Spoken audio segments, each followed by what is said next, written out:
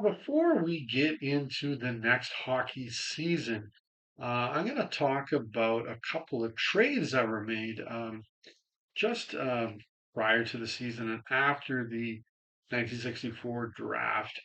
And they were certainly made by the general manager at the time of the Leafs, Punch Imlach. The first one was with the New York Rangers, dealing with them again. The Leafs still had Andy Bathgate, still had Don McKinney on their squad. But they started out a deal. It started, from what I can find out, June the 9th, which was a couple of days before the draft. And then it was concluded on June the 25th. I think that's then when the Rangers sent their players to Toronto to complete the deal. What it was going to New York was forward Lou and Gotti and Ed Lawson. And coming to Toronto was defenseman Dwayne Rupp and Ed Ehrenvet. I think I'm pronouncing that correct. So yeah, we'll look at this trade and each of the players and what they went on to do. First one of the Rangers, Lou Angotti. He hadn't started his NHL career quite yet, but this next season for the Rangers, he would suit up and begin his NHL career. He went on to play 653 NHL games. He scored 103 goals, adding 186 assists for 289 points. Not bad. Other than the Rangers, he would also play for the Chicago Blackhawks a couple of different times, the Philadelphia Flyers, Pittsburgh Penguins, and the St. Louis Blues.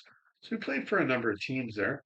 Then in the 1974-75 season, he went over to the WHA and played for the Chicago Cougars for a season. There with him was Ken's brother, Dave Dryden. He played in Chicago and was, I think, their number one goalie for that club. Now, also one of the Rangers, Ed Lawson, he never did end up playing an NHL game. Um, so then coming to Toronto, first off was Dwayne Rupp. He had played two games for the Rangers back in 1962-63.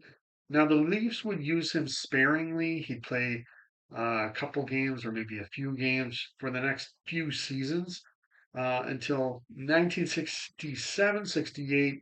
He finally got full-time work in the NHL and was one of the defensemen playing every day for Toronto. He would go on to play 373 NHL games. He scored 24 goals, adding 93 assists for 117 points. After the Leafs, he would also play for the Minnesota North Stars and the Pittsburgh Penguins. Now, for the 1974-75 season, just like Lou Angotti, Dwayne went over to the WHA, and he played there for a couple of seasons. First, he played for the Vancouver Blazers. Andy Bathgate was actually playing for that team in that season as well. And the following season, the Calgary Cowboys. He did, in fact, play for the 1968 All Star game in the NHL. Due to the Leafs had won the Cup the previous season. So at that time, the NHL All Star game was the Cup winner against the All Stars from the rest of the league, and that's what went on in that game there. And I think the Leafs won 4-3 in that All Star game.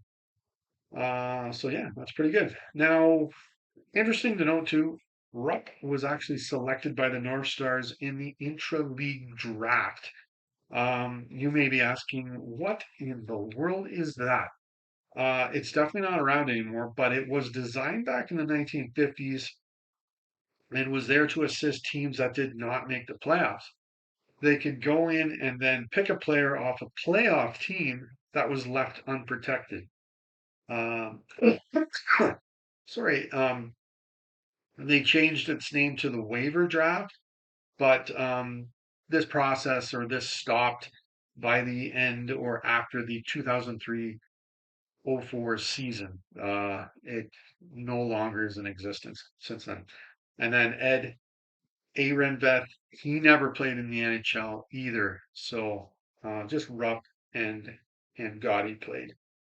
Now, looking at this trade at first glance, I would say I don't know if I'd make that deal, um, but when looking at the Leafs roster for the following season, I've got it down here still on that whiteboard written down. Um, and Gotti certainly was an NHL player, but looking at my team, I think he was center and left wing. He could play either. There literally isn't anybody I would take, or he could fill in for, or he would be in place of one of those players. So it is time to trade Angotti. He's ready to play in the NHL, just not for the Leafs.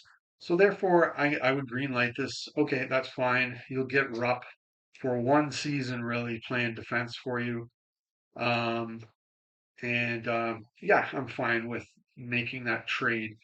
Um, now as well, there was another trade. It was in August by the Leafs and the Boston Bruins. The Leafs got Tom McCarthy. He had played 60 games and scored 8 goals prior to the trade. After the trade was made, though, he never did play another NHL game. And in return, the Leafs gave them like a briefcase full of cash, I guess, or a bag of cash. Here you go, give me Tom McCarthy. Um, so that trade really certainly didn't make a big difference at all. So I'm fine with that one as well. So then those trades were made, and then setting us up for the next season, the 1964-65 season. And I will go through that in my next video. So yeah, I'm doing good at saying this in every video, so I'll say it again. If you like the video, don't be afraid to hit like. I'd appreciate that.